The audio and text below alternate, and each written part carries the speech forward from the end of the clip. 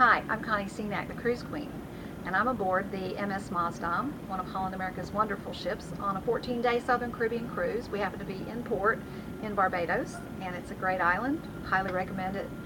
But today I'm talking about my top 5 destinations, and not necessarily that they're my favorite as much as my most memorable. Places that I would love to go back to if I had another lifetime to live. I have to say that one of the most memorable trips I ever took was a 62-day Asia Pacific Explorer trip aboard the MS Volendam, another one of Holland America's wonderful ships. And I tell you, I love the Volendam. It is a beautiful ship.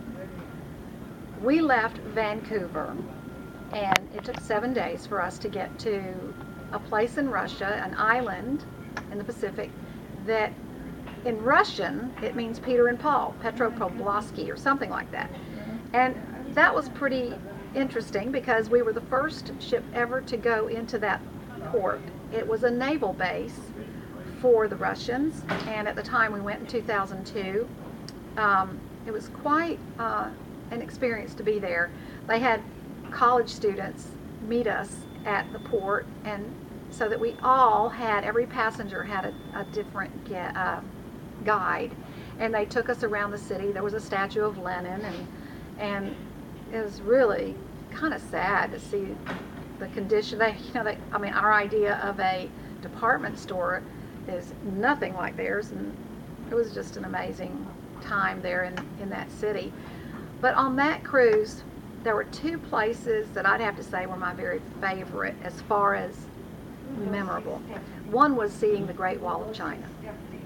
That was unbelievable. If you ever have an opportunity to go to China on a cruise or a land-based tour, do not miss the Great Wall of China. Do you know they say that that is the largest graveyard in the world because the people who built it would conscript the farmers and put them into forced labor to build the wall, and then they would just drop from exhaustion and dehydration and lack of food, and they would just bury them in the wall. That's the sad part about man's inhumanity to man. However, the wall is exquisite. It's just fabulous. The other thing we did on that cruise that was really memorable was going to Nagasaki in Japan.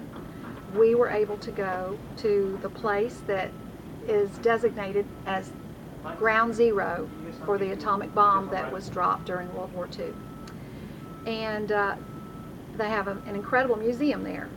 And again, it's a great monument to not only the cruelties of war, but also to the healing of the nations, because at that site is a plaque where the Japanese people make apology to the world for what they did during World War II. So that was really memorable.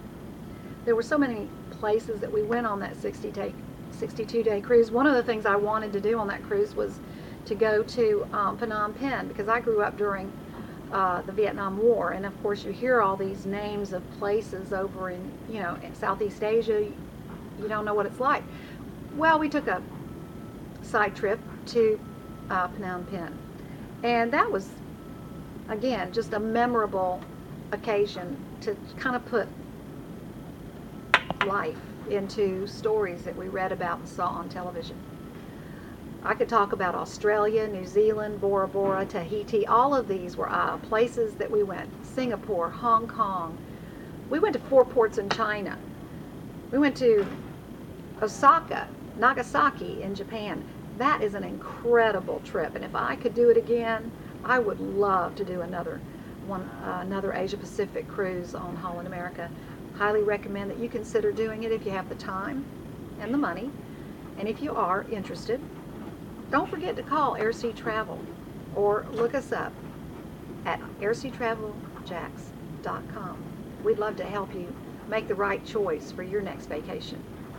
This is Connie Cenac, Cruise Queen, and I'll talk to you later.